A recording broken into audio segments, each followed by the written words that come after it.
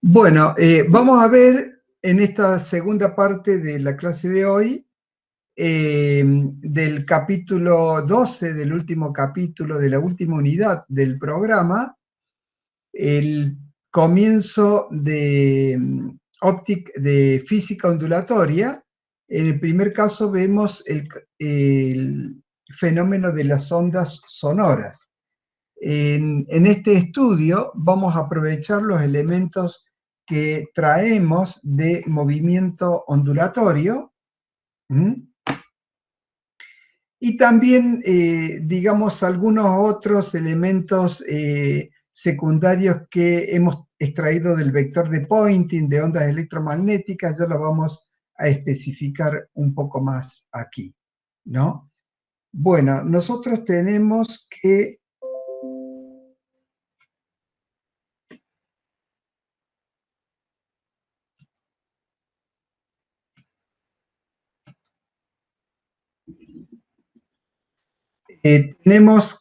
vamos a ver, entonces, con ondas sonoras, generalidades, energías. Vamos a ver cómo medimos la intensidad, el campo de audición, espectro sonoro y efecto Doppler. Bueno, las generalidades son un poco un repaso de lo que habíamos visto al principio. Habíamos dicho que las ondas en general es una perturbación. Esta perturbación se propaga en el tiempo y en el espacio, ¿no? Es autónoma, transporta energía y movimiento, o sea, impulso, y siempre está extendida a una región del espacio. No podemos decir que está ubicada específicamente en un lugar determinado. Nosotros habíamos clasificado a las ondas en general como ondas transversales y ondas longitudinales. Las ondas transversales son las ondas en las cuales el movimiento de la materia se produce en forma perpendicular a la dirección de la trayectoria, como por ejemplo las ondas en una cuerda. Mientras la cuerda se mueve verticalmente, la trayectoria de la onda es horizontal. Y después están las ondas longitudinales, en donde el movimiento de la materia se produce en la misma dirección que la dirección de la onda. Y el ejemplo típico es el sonido. El sonido se va produciendo por sucesivas compresiones y descompresiones del aire, que se va propagando en el mismo sentido de hacia donde va la compresión y la descompresión. En la compresión el movimiento es horizontal, en la descompresión el movimiento es horizontal, y siempre en la misma dirección de propagación de las ondas sonoras. El caso de las ondas sonoras, podemos decir que en general son las típicamente denominadas ondas elásticas, porque se transmiten por deformaciones elásticas de la materia. Y esta distribución de ondas sonoras se producen tanto en materia sólida como líquida o gaseosa. Estas vibraciones pueden ser vibraciones lentas de unas pocas veces por segundo, o vibraciones muy rápidas.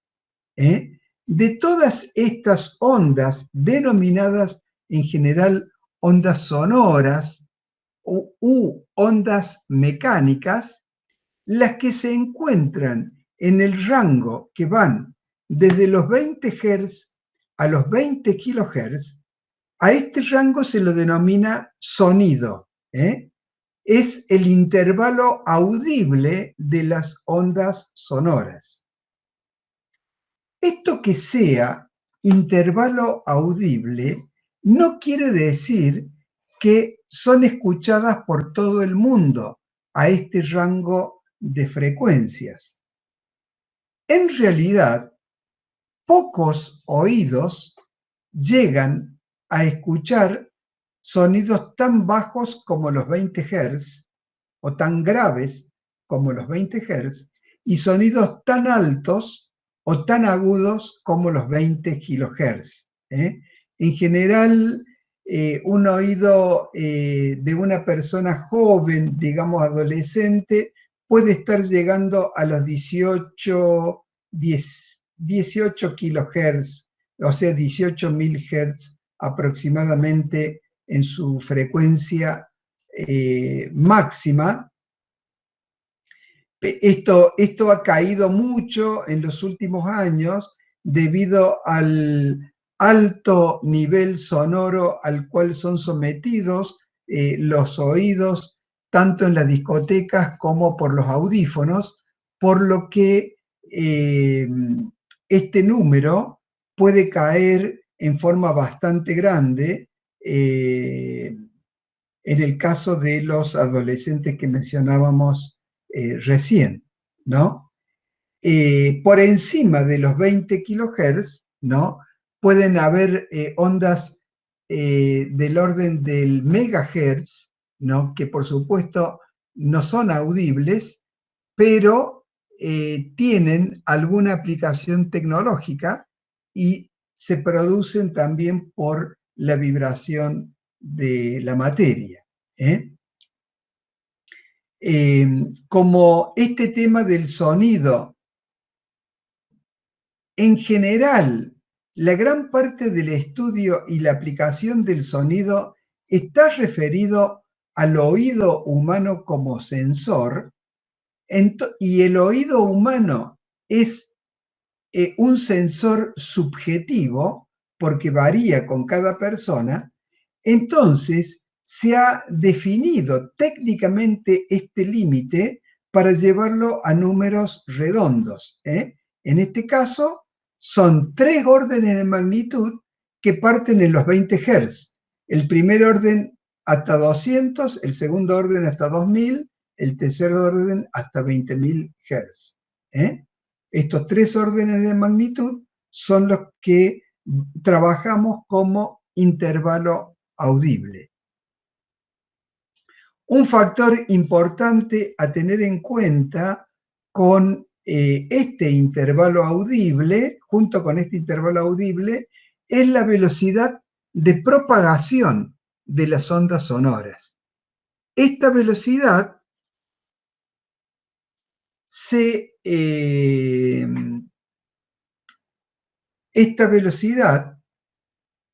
de propagación depende fundamentalmente del medio en que se considera, ¿no? En este caso, la velocidad, acá está mal expresado, no es C, sino es la letra B corta. La velocidad, que sería acá el módulo de la velocidad, está representado como igual a la raíz cuadrada de B mayúscula sobre ρ, en donde ρ es la densidad del aire. Y B mayúscula, es el módulo, acá dije densidad del aire, densidad del medio en el cual estamos trabajando.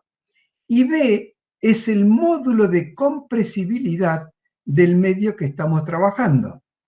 ¿Cómo se calcula este módulo de compresibilidad? Bueno, si aplicamos una presión a un volumen, este volumen se va a achicar. Por ejemplo, si en un recinto que se encuentra en un cilindro y tenemos en la parte superior un pistón, aplicamos una presión sobre este pistón, esta presión va a hacer que el volumen dentro del recinto disminuye un cierto delta V. Por lo tanto, este delta V que disminuye el volumen es un delta V negativo porque disminuye.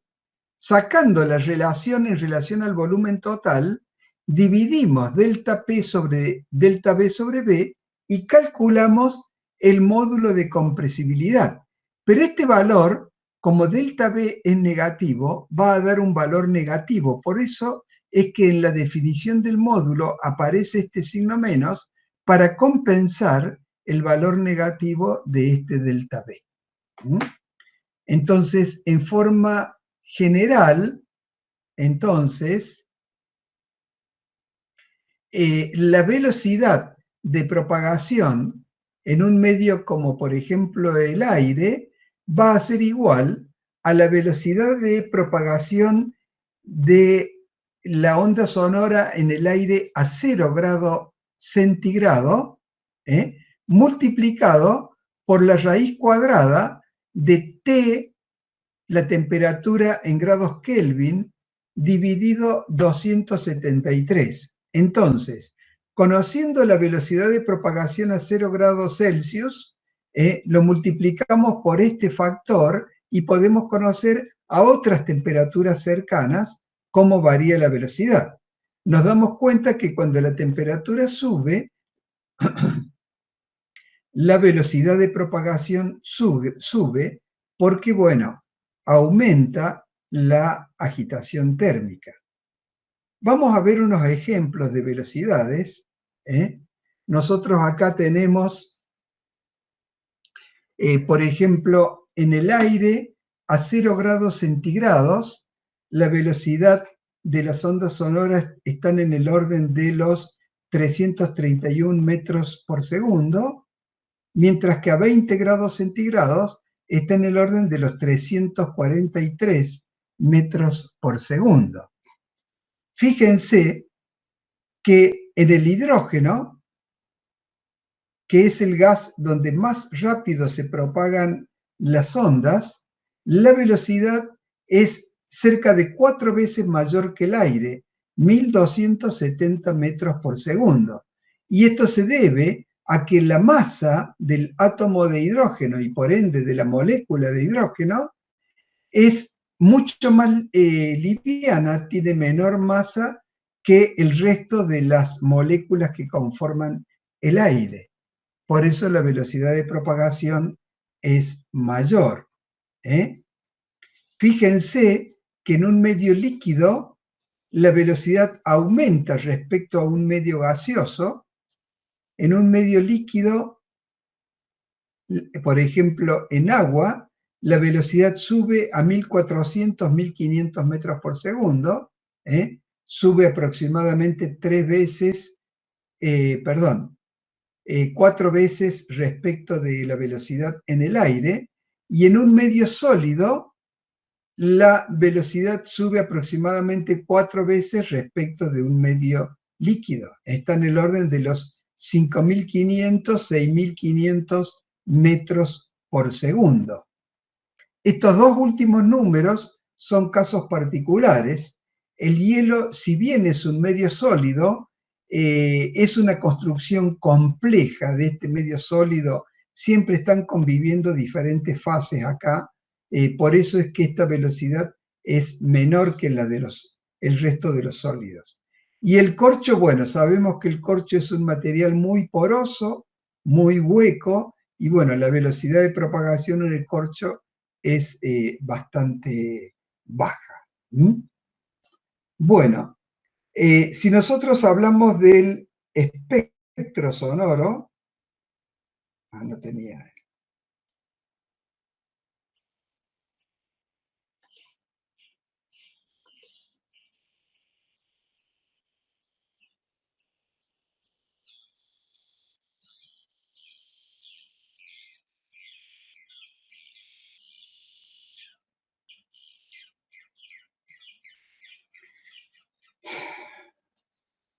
Tengo que esperar que reaccione la máquina, no sé qué ha pasado acá.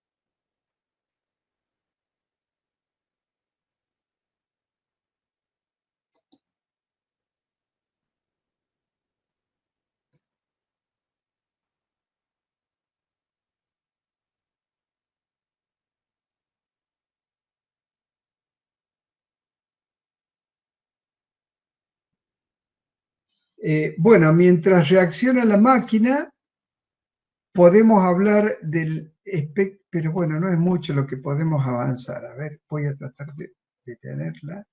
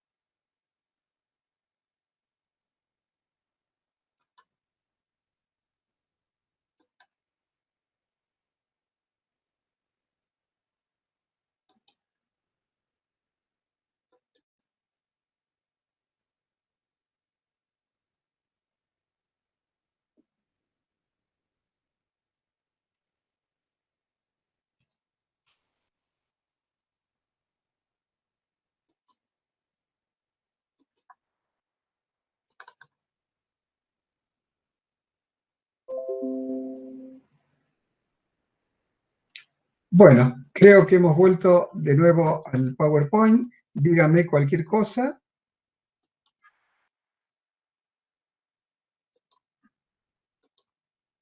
Bueno, entonces estábamos hablando del espectro de las ondas sonoras. Tenemos acá que el intervalo audible, lo que llamamos sonido, son las ondas que van de 20 Hz a 20.000 Hz. Por debajo de los 20 Hz, estas ondas se llaman infrasonido, o ondas infrasónicas, y por encima de los 20.000 Hz se denominan ondas ultrasónicas o ultrasonido. Cada una tiene aplicaciones diferentes.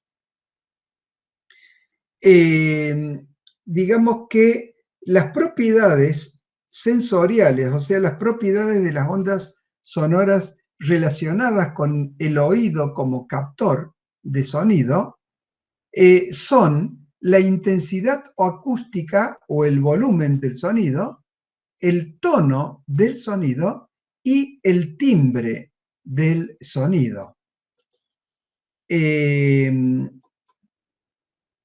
Vamos a extendernos un poquito más sobre esto. La intensidad acústica la vamos a ver ahora a continuación, ¿no? El tono está relacionado con la frecuencia de las ondas sonoras. El promedio geométrico entre 20 Hz y 20 kHz está en aproximadamente los 1000 Hz aproximadamente. Los 1000 Hz corresponden al rango medio del sonido. El rango medio del sonido va aproximadamente desde los 200 a los 2000 Hz. Mientras que el rango de los tonos graves o bajos va de los 20 a los 200 Hz y el rango de los tonos agudos de los 2000 a los 20.000 Hz. Entonces, el tono de una onda sonora está ligado con el rango. ¿En qué rango se encuentra? Si está en los rangos bajos, son tonos más graves. Si están en los rangos altos, son tonos más agudos.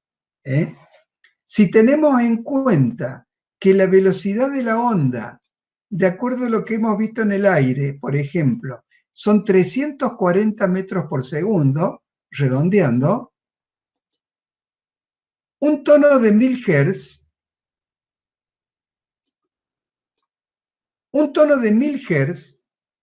tiene una longitud de onda de 340 dividido 1000, o sea, un ciclo estaría en el orden de los 34 centímetros de largo. La longitud de onda de un tono medio, 1000 Hz, de un tono de 20.000 Hz, estaría en la 20ª parte, o sea, estaría en aproximadamente 17 milímetros, sería la longitud de onda. Mientras que en 20 Hz la longitud de onda estaría en el orden de los 17 metros. O sea que las longitudes de onda del intervalo audible irían desde los 17 metros a los 17 milímetros, ¿no? Esto está relacionado con una serie de situaciones. Fíjense, por ejemplo, el oído tiene la máxima sensibilidad del oído como sensor, como captor, está en el orden de los 2000 Hz aproximadamente. 2000 Hz. 2000 Hz son 17 centímetros de longitud de onda. La cuarta parte, la mitad de una longitud de onda de 17 centímetros está en el orden de los 8 centímetros y medio, que es aproximadamente la altura de la oreja. O sea, la altura está relacionada con la longitud de onda. Fíjense que animales como los elefantes, su intervalo audible es en el rango inferior, baja bastante por abajo de los 20 Hz, puede llegar a los 5 Hz aproximadamente, ¿no? Sí, si mal no recuerdo, puede estar entre los 4 5 Hz, ¿no? Si nosotros estamos hablando acá de 17 metros, para 5 Hz nos vamos a 4 veces más, 68 metros de longitud de onda. ¿Qué ventaja tiene una longitud de onda tan larga? Que es poco frenada por obstáculos. O sea, si una longitud de onda tiene 68 metros, ¿no? Un obstáculo de 20, 30 metros no alcanza a frenar este sonido. Es por eso que la comunicación de los elefantes se propaga, el sonido se propaga a varios kilómetros de distancia. Un elefante escuchado por otro elefante que se encuentra distante a varios kilómetros por el contenido infrasónico del sonido que emiten. Evidentemente, para longitudes de onda tan bajas, necesitan tener orejas de gran tamaño para poder captar estos sonidos. Mientras que otros animales, como por ejemplo los gatos, los pájaros, tienen sonidos más pequeños y tienen posibilidad de captar sonidos bastante más agudos. Si por ahí ustedes disponen de algún circuito con una fuente de alimentación de conmutación electrónica, estas fuentes trabajan en una frecuencia de 30 kHz, está por encima del intervalo audible.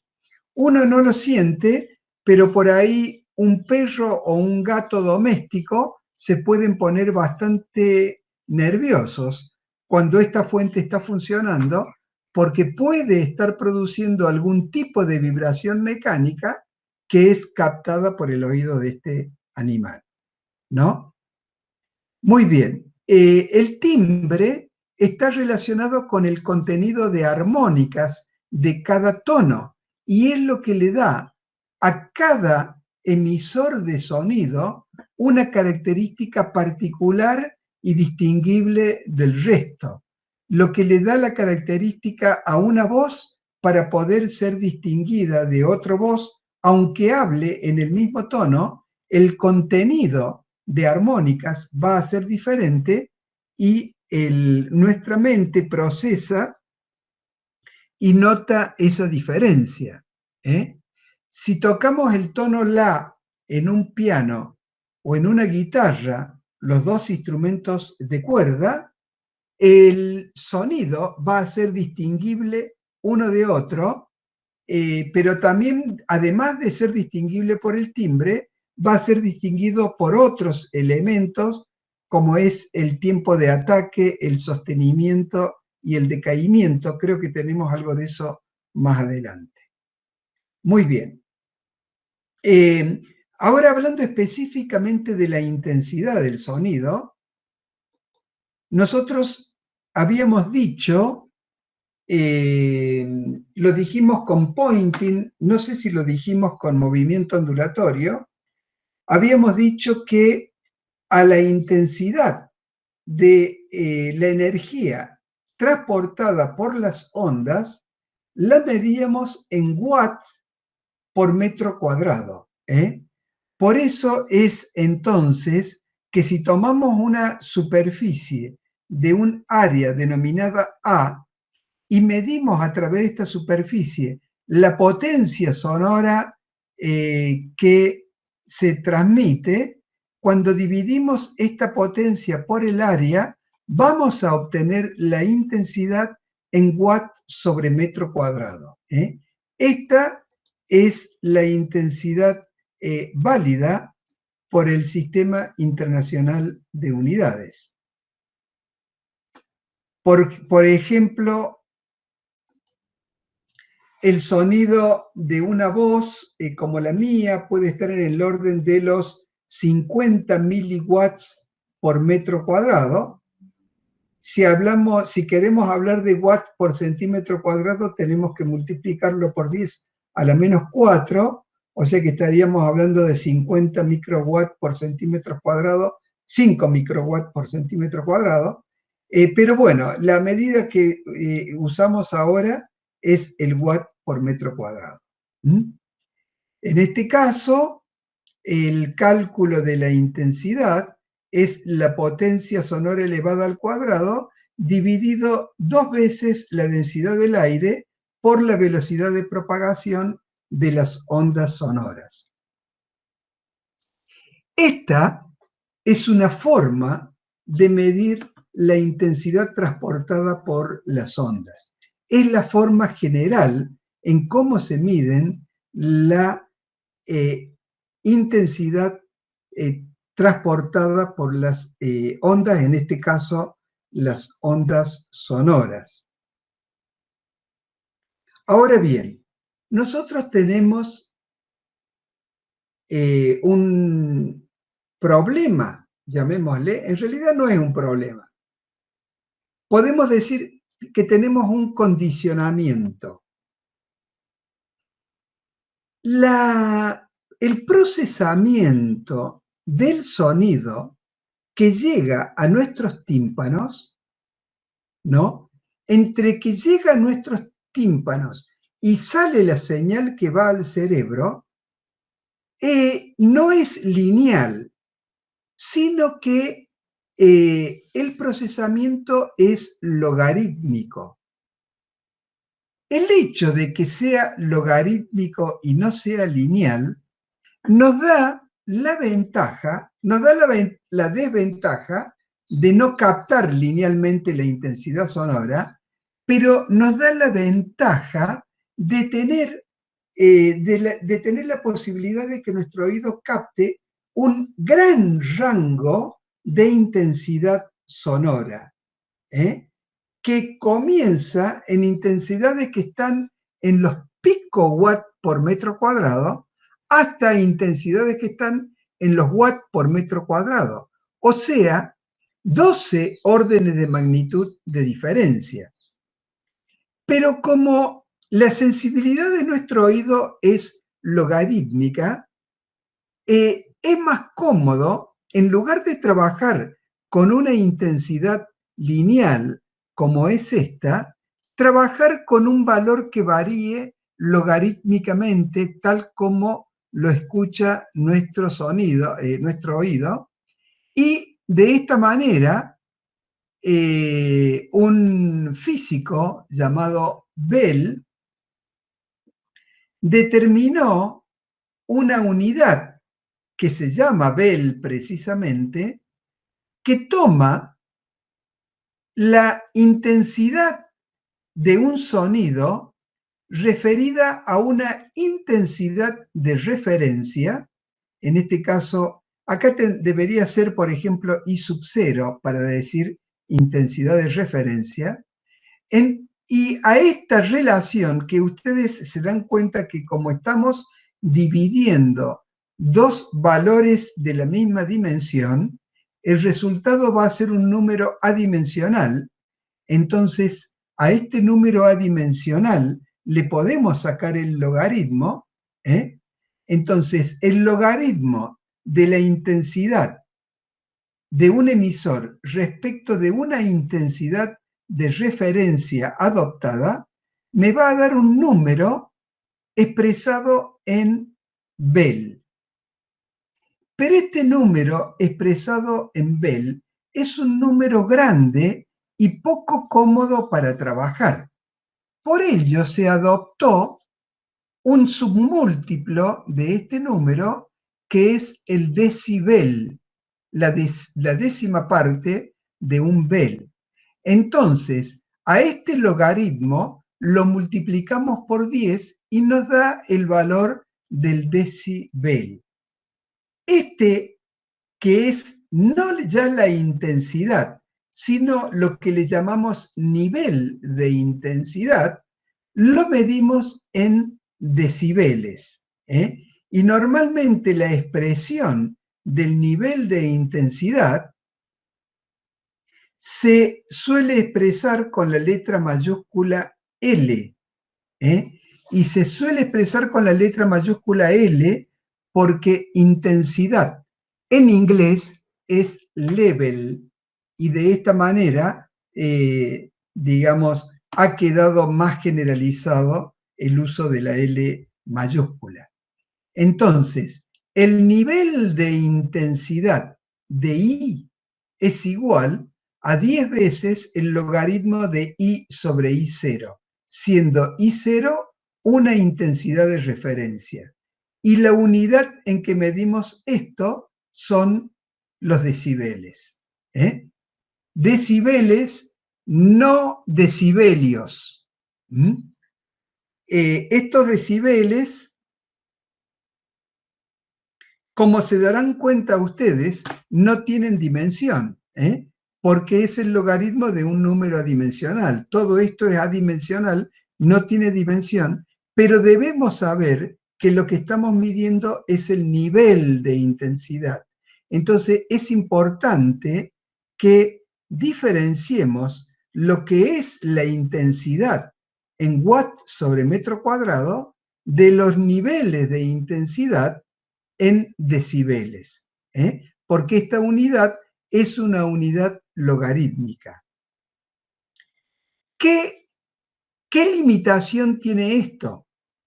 Si yo, por ejemplo, tengo una fuente emisora que emite un nivel de intensidad de 60 decibeles,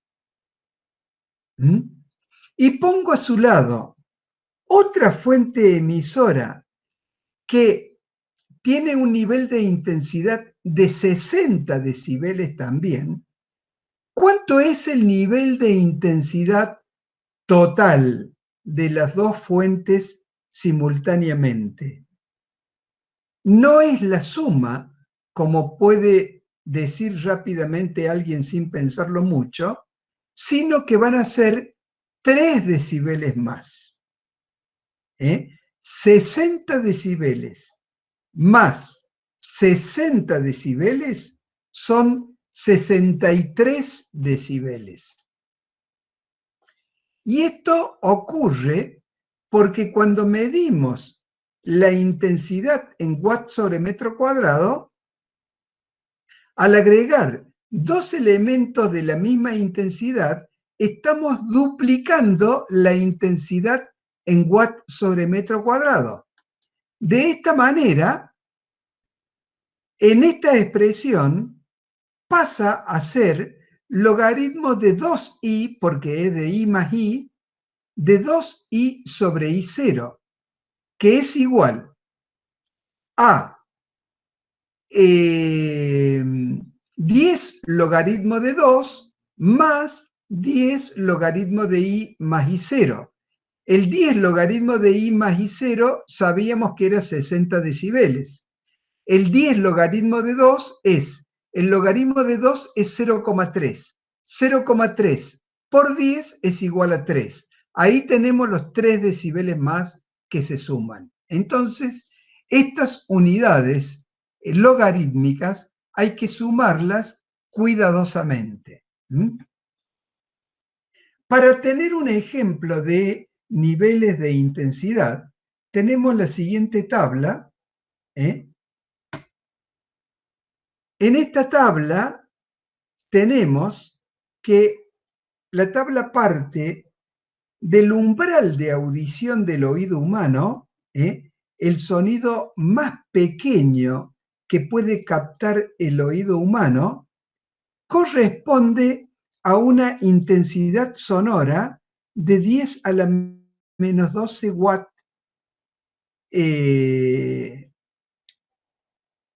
o sea, un pico watt por metro cuadrado. O sea, el oído es capaz de captar intensidades tan pequeñas como esta de un pico watt por metro cuadrado, o sea, 10 a la menos 12 watt por metro cuadrado. Nosotros vamos a tomar este valor del umbral de audición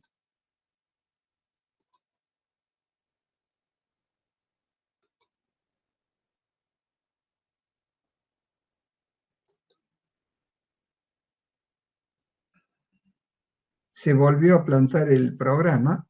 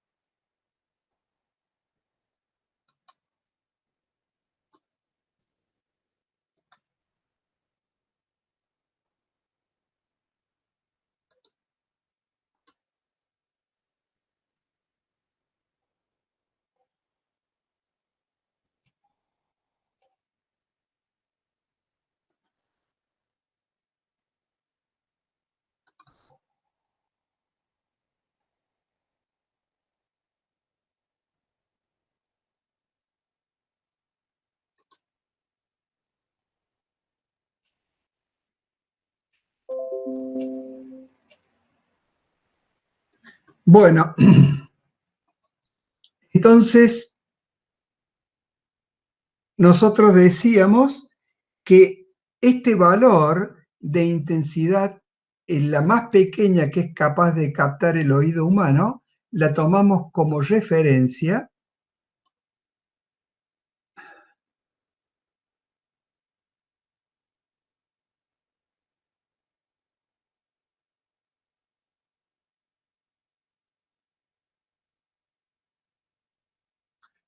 Bueno, la tomamos como referencia a K de I sub 0. Entonces, cuando nos vamos a una intensidad 10 veces mayor, de 10 a la menos 12 watts por metro cuadrado vamos a 10 a la menos 11 watts por metro cuadrado, va a quedar, esta relación va a ser de 10, el logaritmo de 10 va a ser 1, o sea, la diferencia va a ser 10 por 1, 10 decibeles. Entonces, 10 a la menos 11 watts tiene 10 decibeles, porque hemos dado al umbral de audición 0 decibeles. Y acá tenemos los 10 decibeles que corresponden a 10 a la menos 11 watts.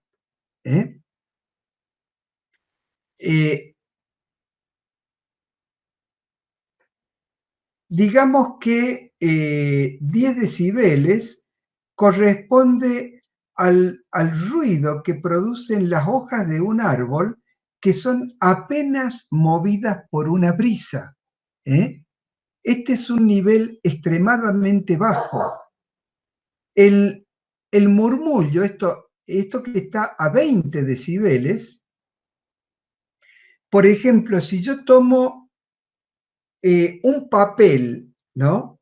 Y haciendo una suave presión con el dedo, muevo el dedo arriba del papel con una suave presión, voy a tener un nivel eh, de alrededor de 20 decibeles.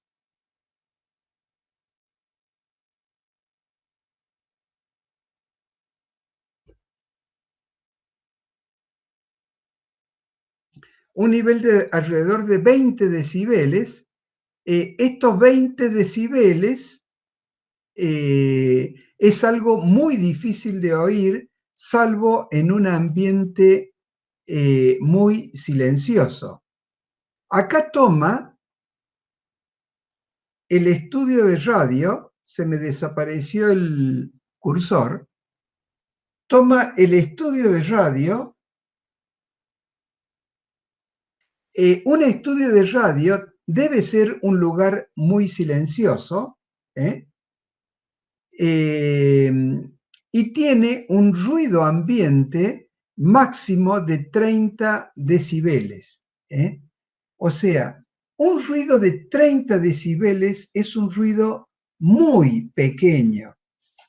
Eh, de hecho, los instrumentos para medir estos niveles de intensidad, que se llaman decibelímetros, normalmente el rango menor está en los 30 decibeles. Por debajo no están en condiciones de medir, ¿no? Una conversación normal tiene un nivel de intensidad de 65 decibeles.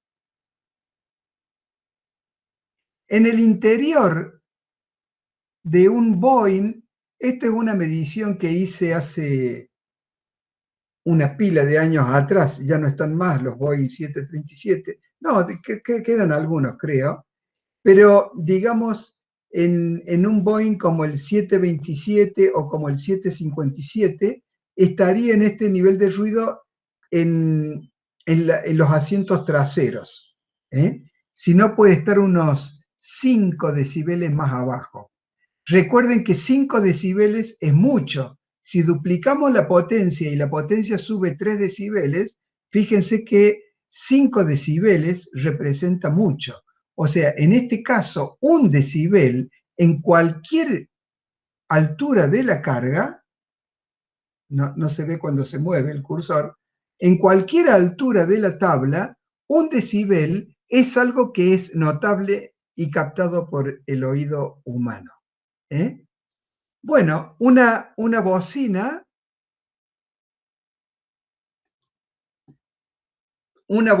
de coche está en el orden de 120, 110 decibeles. El umbral de molestia, muchas veces esto aparece como umbral de dolor. ¿Eh? El umbral de molestia está en el orden de los 120 decibeles, ¿no? Y con un nivel de intensidad fuera de escala, hablemos de unos 150 decibeles, se produce la ruptura de tímpanos. ¿Eh? Fíjense que 150 decibeles está en el orden de los 1000 watts por metro cuadrado.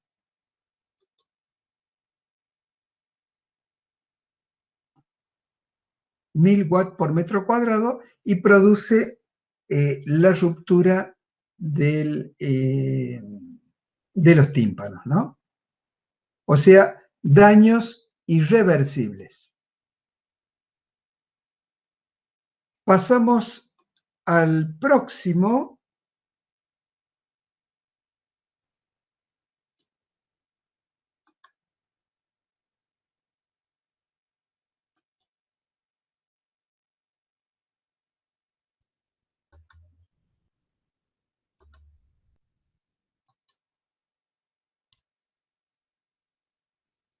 El campo de audición. ¿eh? Tenemos umbrales auditivos.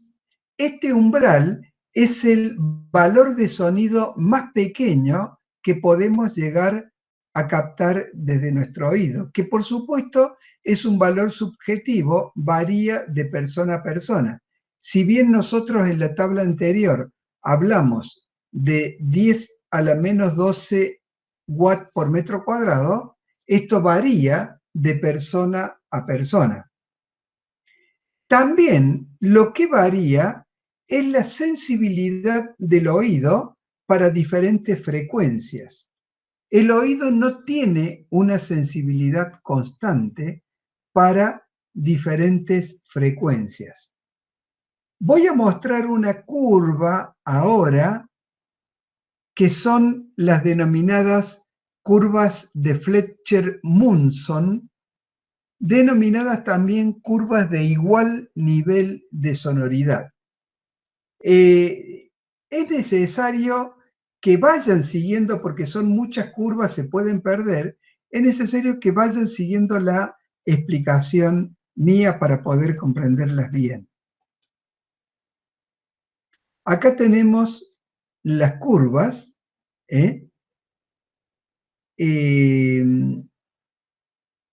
Vamos a tomar como referencia una frecuencia de 1000 Hz, que está aproximadamente en el centro de nuestro rango de audición de 20 Hz a 20.000 Hz.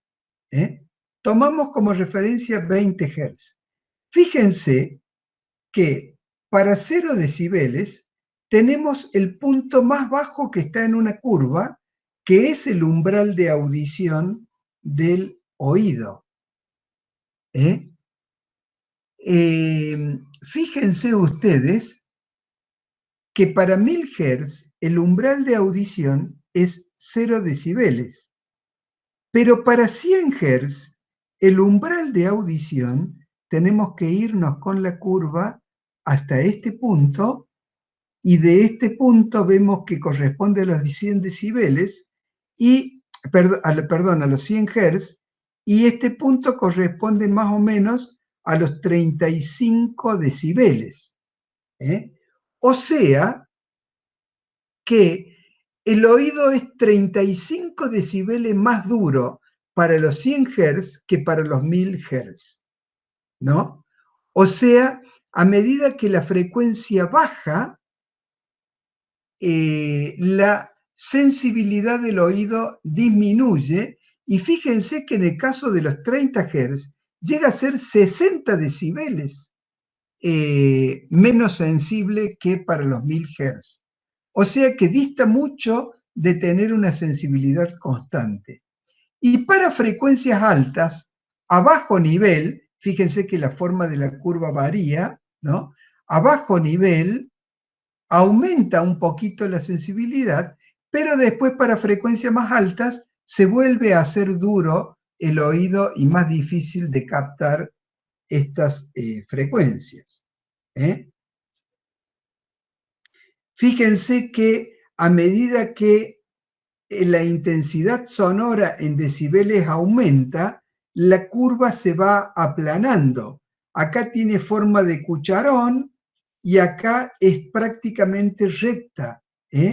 Entonces, en niveles de sonoras para 1000 Hz, como 70 a 100 decibeles, tenemos que prácticamente la sensibilidad varía poco con la frecuencia. Entonces, este es el rango más lineal del oído humano. A altas frecuencias vuelve a hacerse un poco más duro para los graves y para los agudos, ¿no? Sería interesante tener una forma de medir de manera tal de contemplar la sensibilidad del oído humano. Evidentemente, medirlo en nivel de intensidad en decibeles es una forma técnica. Para medir la sensibilidad real, lo que podemos hacer es definir una unidad diferente, ¿eh? Que esté relacionada, por ejemplo, con los decibeles a una frecuencia de referencia de 1000 Hz, que son los números escritos acá en azul.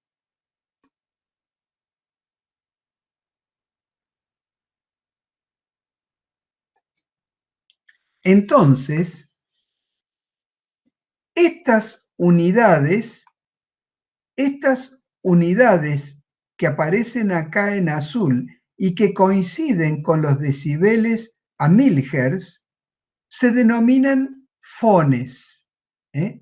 Fones, F-O-N, fones, y podemos decir que un sonido en esta región, hablemos por ejemplo por acá, un sonido en esta región tiene 50 fones y también 50 decibeles. Un sonido, sigo por la línea de 50, un sonido en esta región tiene 50 fones porque el oído lo capta con la misma intensidad, pero tiene 65 decibeles. Entonces, el fon es una unidad que sigue la escala logarítmica del decibel, pero que está adaptada subjetivamente a la sensibilidad del oído humano. Lo que ocurre con el fon, lo mismo que para el decibel, es que como son unidades logarítmicas, no se pueden sumar entre sí. Pero ya vamos a ver qué artilugio técnico se utiliza para sumar intensidades en estos casos. Vamos a decir que todos estos valores que tenemos aquí, se le puede hacer una corrección para lo que se llama campo sonoro difuso. Imagínense ustedes, o imaginémonos todos, que estamos en un aula, ¿no? En un aula ustedes están ubicados en diferentes lugares del aula y mi voz le va a llegar a vuestros oídos siguiendo diferentes caminos. Un camino es el camino directo que va marcado por una línea recta entre mi voz y vuestro oído, que se denomina campo sonoro directo, ¿eh? Y el otro es el sonido que va al resto de los lugares, va a las paredes, al techo, rebota y llega también a vuestro oído por diferentes caminos y llega desde muchas direcciones diferentes. Ese sonido se denomina campo sonoro difuso. Entonces, como varía el campo sonoro difuso de acuerdo al tamaño del aula y a la dureza de las paredes, si las paredes son más o menos absorbentes, entonces la corrección que se hace a las curvas que hemos mencionado anteriormente es una corrección desde hasta 5 decibeles, hacia abajo o hacia arriba. Bueno, acá serían 3 decibeles aproximadamente, acá estamos 5 decibeles, en función de la frecuencia por lo que se denomina campo sonoro difuso. Esta es una aplicación bastante técnica, pero digamos, es importante ver que se hacen correcciones de este tipo. Bueno, en los fones que nosotros habíamos definido acá, para poder sumar fones, como no se pueden sumar porque son logarítmicos, se define una nueva unidad relacionada a estos fones, que son los denominados sones. Sones. El son está determinado por un valor n que, para el cual se utilizan dos expresiones matemáticas.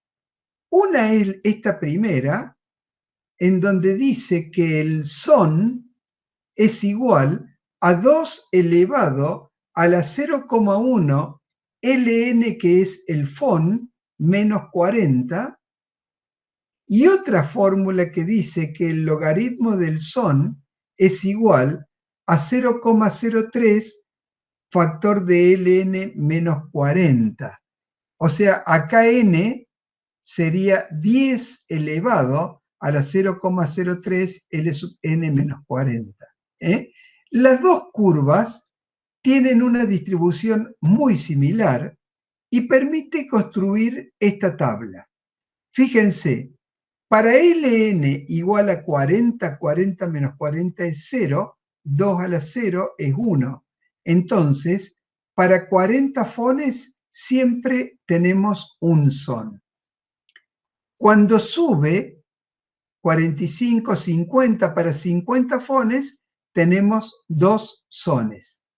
Entonces, por ejemplo, si tenemos dos fuentes de 50 fones, por ejemplo, dos fuentes de 50 fones, lo que hacemos es calcular la cantidad de sones que produce cada fuente.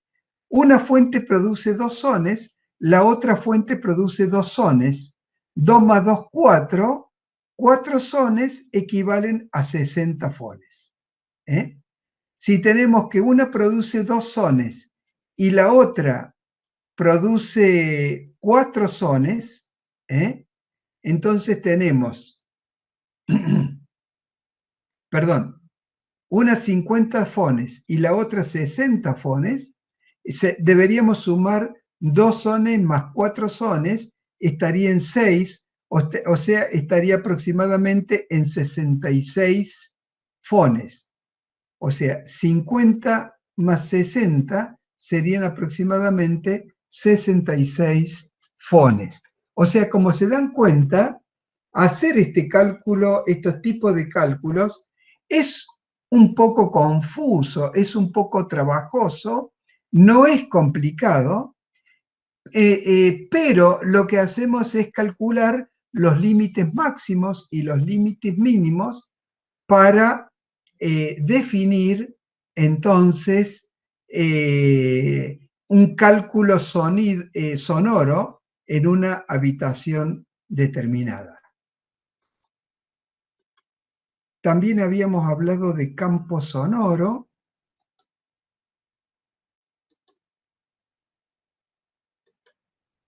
Bueno, podemos decir que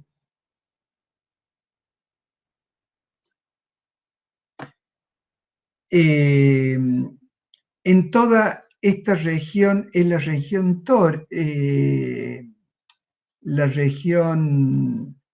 general de escucha subjetiva, podemos decir que en general nuestro campo sonoro de acción promedio está en aproximadamente esta región. En esa región marcada con color lila estaría el campo sonoro que utilizamos más comúnmente.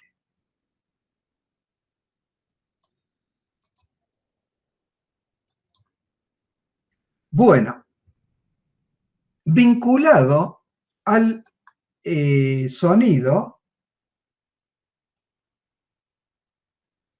está el cuidado del oído, ¿no? Este cuidado del oído está protegido por leyes en donde rigen límites de las intensidades sonoras a las que es expuesto el oído humano durante un cierto tiempo. En el oído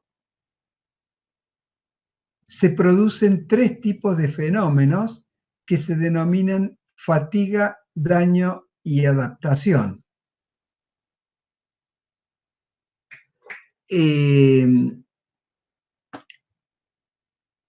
En nuestro tímpano, las vibraciones se traducen a través de rápidas combinaciones químicas en señales eléctricas que los nervios llevan a nuestro cerebro. Cuando el material de estas combinaciones y recombinaciones químicas que se producen en el interior del oído, el material que hay una disponibilidad limitada hasta su renovación se agota, se produce lo que se llama fatiga. Uno queda momentáneamente sordo. Es necesario someter el oído a un descanso de un tiempo que puede ser de varias horas para que recupere todo este material químico y de esta forma recupere la audición. Ahora, si los niveles de intensidad sonora que se producen son intensos y durante mucho tiempo, este daño puede ser permanente, y ya deja de ser fatiga para pasar a ser daño. Por otro lado, nuestro oído tiene una propiedad subjetiva que se denomina adaptación, en donde cuando nuestro oído está captando información, deja de escuchar sonidos que no tienen información. Por ejemplo, seguramente el oído de cada uno de ustedes o la audición de cada uno de ustedes, ¿no? Está recibiendo diferentes sonidos de la región en la cual se encuentran, a los cuales ustedes no le han prestado atención. Y es porque el cerebro los filtra para evitar recibir información que no sirve. Por ejemplo, si están trabajando con una notebook o con una PC, estas máquinas tienen un pequeño ventilador bastante silencioso, pero que se alcanza a escuchar como ruido de fondo, en donde uno lo comienza a escuchar cuando lo comienza a utilizar y después mágicamente desaparece de nuestra mente, ¿no? Eso es lo que se produce por la adaptación. Las leyes de seguridad e higiene industrial determinan tiempos máximos de exposición a diferentes niveles de intensidad. Fíjense que a un nivel de intensidad de 87 decibeles, el tiempo máximo de exposición es de 16 horas. A un nivel de intensidad del orden de los 100 decibeles, el tiempo máximo de exposición está entre media hora y una hora. Hablemos de 3/4 de hora. Ahora, en una discoteca, la presión sonora en la pista puede estar alrededor de los 110, 115 decibeles. Entonces, si ustedes llevan esta tabla, pueden ver que el tiempo máximo de exposición sería de unos pocos minutos, por lo que una exposición más larga y continuada produce forzosamente una pérdida de audición de las personas que se encuentran en la región. Esto hace que la mayoría de los DJ que trabajan en sonido y cuando llegan a los 40 años tienen un nivel de sordera bastante apreciable. Bueno, Con esto dejamos la parte técnica del tratamiento del sonido y vamos ahora a ver un efecto que se conoce con el nombre de efecto Doppler. ¿En qué consiste el efecto Doppler? Fíjense en la primer figura, ¿no? Nosotros tenemos acá que esta crucecita que está al medio, vamos a considerar que es el emisor, ¿eh? Una fuente emisora de sonido que emite sonido hacia todas las direcciones con el mismo nivel. Entonces produce este tipo de ondas que ya conocemos, que se denominan ondas esféricas, que se propagan en el espacio, ¿no? Si nosotros estamos ubicados, por ejemplo, por acá, ¿no? Pongamos por acá, vamos a recibir las ondas con la misma frecuencia que son emitidas, porque se mueven a la velocidad de propagación del sonido y van llegando todas a la misma velocidad, van llegando una detrás de otra. Ahora bien, si nosotros, en lugar de estar quietos, como lo está la fuente emisora, avanzamos, por ejemplo, hacia la fuente emisora, nuestra velocidad se va a sumar a la velocidad de propagación del sonido, con lo que va a provocar que la longitud de onda del sonido que nosotros escuchamos se haga más pequeña. Por tanto, la frecuencia escuchada por nosotros se va a incrementar. O sea, el tono del sonido va a subir si nosotros nos aproximamos al emisor. Y el tono del sonido va a bajar si nosotros nos alejamos del emisor. En este segundo dibujo tenemos que el emisor se mueve en forma horizontal hacia la derecha. Si nosotros estamos por acá, como se va moviendo, los frentes de ondas se van produciendo en diferentes posiciones con el tiempo y se produce acá un amontonamiento de estos frentes de onda, lo que hace que baje la longitud de onda y suba entonces la frecuencia del sonido. Entonces, si nosotros estamos en esta zona, el tono que escuchamos va a ser mayor que el tono que emite el emisor. ¿Se dan cuenta? En cambio, si nosotros estamos por acá y el emisor se aleja, las ondas se van distanciando entre sí, con lo que la frecuencia va a disminuir y vamos a escuchar un tono más grave que el verdadero tono emitido, ¿eh? Esto uno lo puede observar, uno lo puede escuchar cuando, por ejemplo, se para al lado de una ruta, escucha el sonido de un vehículo que viene y cuando viene tiene un tono que cuando pasó ese tono se hizo más grave, porque nosotros hemos pasado de esta posición a esta otra posición. ¿Mm? Bueno, este fenómeno que ocurre se denomina efecto Doppler. ¿Mm? Cuando en un caso particular, el emisor llega a moverse a la misma velocidad que el sonido, 340 metros por segundo, que son más o menos unos 1100 kilómetros por hora, se produce una sumatoria de todos los frentes de presión de las ondas sonoras, provocando acá un gran frente de compresión, ¿eh?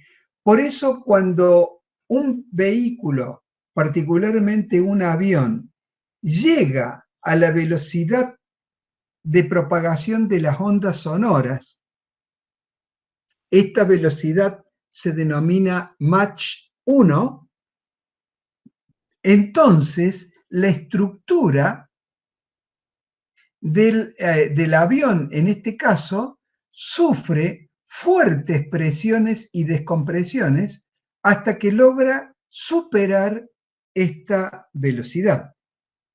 Una vez que logra superar esta velocidad, las frentes de ondas van distribuyéndose de esta manera y ya el fenómeno de compresión ocurre no al frente del emisor, sino que se produce en la envolvente, que es una línea recta, es en realidad un cono, porque esta recta tiene que girar sobre el eje, se produce en un cono alrededor este frente de descompresión y se propaga la velocidad del sonido. Y cuando este frente de descompresión llega a nuestros oídos, escuchamos una explosión que se conoce con el nombre de explosión sónica. Ya vamos a volver un poquito sobre este tema. Para calcular la variación de frecuencia producida por este fenómeno que denominamos efecto Doppler, hay dos mecanismos de análisis. Uno que está en cualquier libro al que ustedes pueden acudir y otro que está en pocos libros, que es, por ejemplo, este análisis. Este da un resultado más general. El problema que tenemos con este dibujo es que tiene otra terminología, pero lo vamos a ir asociando. Puede ser un ejercicio para ustedes. Entonces, nosotros acá tenemos, por ejemplo, que un vehículo se va desplazando y en este tiempo, denominado t igual a 0, emite una primer señal. Y luego que pasa un tiempo equivalente a un periodo de la longitud de onda, emite una segunda señal. Vamos a ver qué es lo que recibe el receptor. El receptor, el emisor está aquí en rojo, y el receptor está en azul. Cuando el emisor envía la primer señal y esta señal llega al receptor, el receptor se ha desplazado una cierta distancia. Entonces, en el momento que se recorre este periodo tau, que acá está denominado como P, la distancia recorrida por el emisor es igual a la velocidad del emisor por el periodo tau, que acá aparece como P.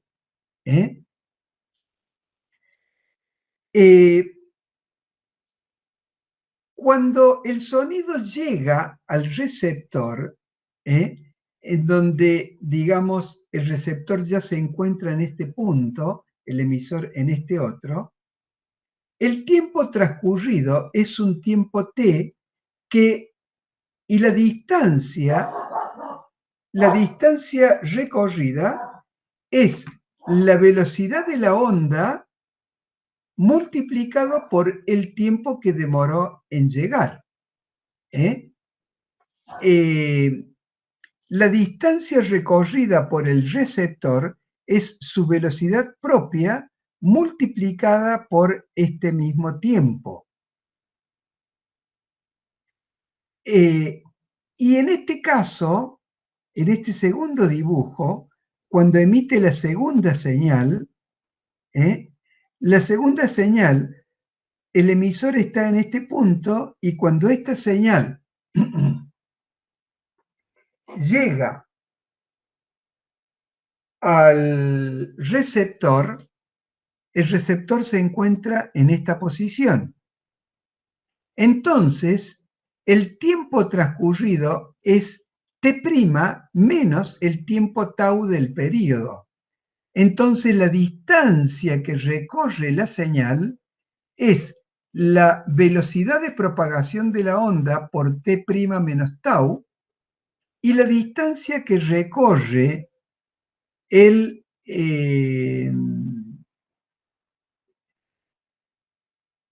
el receptor desde el tiempo original es la velocidad propia multiplicada por T'. Esto nos permite establecer diferentes relaciones. Fíjense, se los voy a leer en el gráfico para que ustedes lo comprendan. B sub S por T es igual a D más B sub 0 por T. Ahí tenemos una expresión. Por otro lado, tenemos que D, esta distancia D, sería B sub S por T' menos P menos B sub 0 por T'. Entonces, sacando esas relaciones,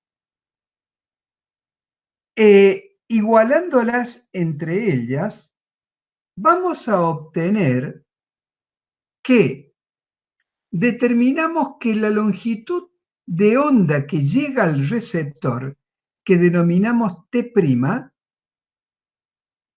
esta longitud de onda es T' menos T y va a ser igual a la velocidad de propagación V menos la velocidad del emisor V sub E dividido la velocidad de propagación V menos la velocidad del receptor V sub R, todo multiplicado por el período normal de la longitud de onda de la señal. De esta manera, como la inversa del período es la frecuencia, podemos decir que la frecuencia que escucha el receptor va a ser igual a la frecuencia del emisor multiplicado por C menos B sub R, o sea, por B menos B sub R, y dividido por B menos B sub E. ¿Qué quiere decir esto? Que si la velocidad del emisor, perdón, del receptor es 0, vamos a tener C sobre C menos B sub E, que va a ser mayor que 1.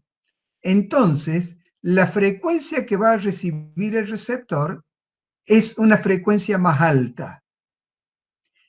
Pero, si el receptor se mueve y el emisor está quieto, vamos a tener C menos B sub R sobre C, vamos a tener una frecuencia menor, o sea, vamos a escuchar una frecuencia menor que la frecuencia emitida. Y de esta manera nosotros podemos, conociendo las velocidades de ambos, tanto del emisor como del receptor, podemos escuchar la frecuencia que podemos, calcular la frecuencia que va a escuchar el receptor. Entonces, bueno, yo dispongo de un material didáctico en donde están todas estas expresiones. Ustedes después lo pueden analizar más detalladamente para ver estos fenómenos. Muy bien, como última diapositiva, tengo la definición del número de Mach. El número de Mach es la velocidad de un móvil dividido lo que sería acá V sub S, la velocidad del sonido. Entonces, si el móvil se mueve a la misma velocidad que la velocidad del sonido, tenemos que el número de Mach es 1. Y de acuerdo a la velocidad que tiene en función del número de Mach, podemos clasificar a esta velocidad como subsónica cuando el número de Mach es inferior a 0,7. Cuando está entre 0,7 y 1,2, se dice que la velocidad es transsónica, porque atraviesa la velocidad del sonido. Cuando es mayor de 1,2 y hasta 5, el número de Mach, decimos que esta velocidad es supersónica, velocidad típica de muchos aviones de combate, que van entre Mach 1,2 y Mach 5. Y cuando la velocidad del móvil supera el número 5, o sea, cuando supera 5 veces la velocidad del sonido, se dice que la velocidad es hipersónica. En este caso, velocidades hipersónicas típicamente son cohetes que suben satélites a la estratosfera o misiles. Hay muchos misiles de última generación que tienen velocidades hipersónicas. Entonces, dijimos que, fíjense, acá tenemos el dibujo de un avión que está rompiendo la barrera del sonido. Tenemos un caso tal como este. Entonces, fíjense que la gran concentración de ondas se produce en el volumen de un cono, perdón, en la superficie de un cono que rodea a la dirección de movimiento. Acá se producen enormes compresiones y descompresiones que cuando se propagan nos llegan al oído como una explosión sónica.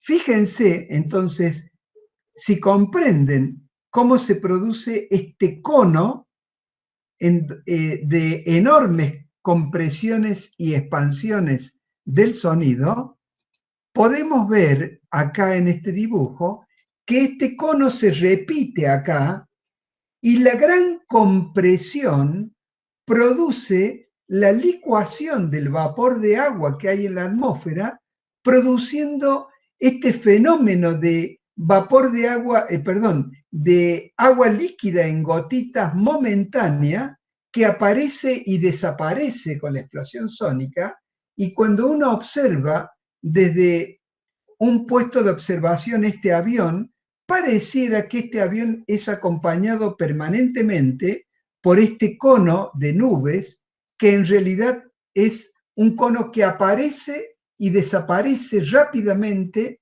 en el instante que atraviesa el avión, ¿no? Este es un fenómeno interesante de observar. Cuando yo llego a este punto, en una clase presencial, les pregunto a ustedes si han escuchado alguna vez una explosión sónica. En general,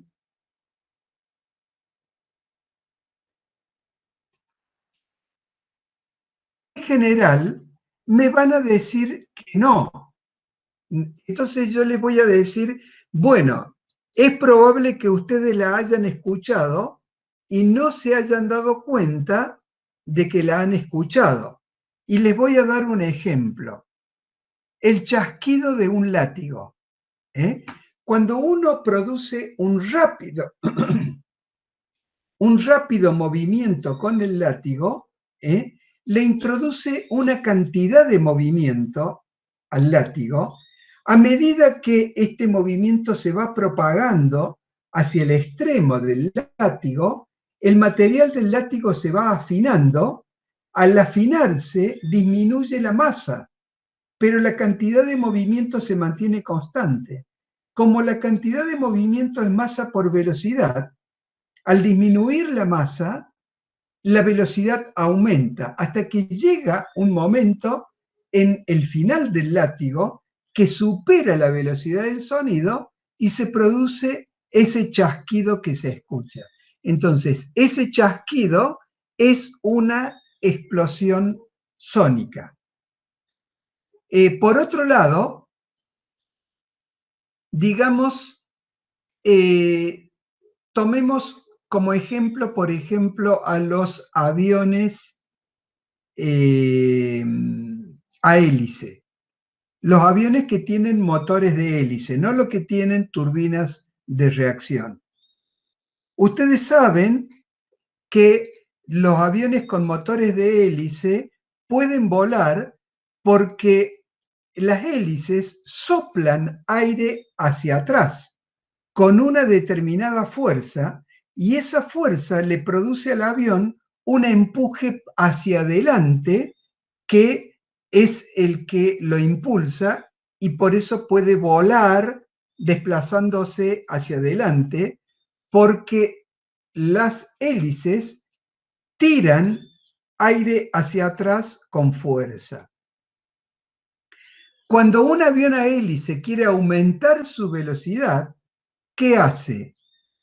Hace girar las hélices a mayor velocidad, a mayor cantidad de RPM.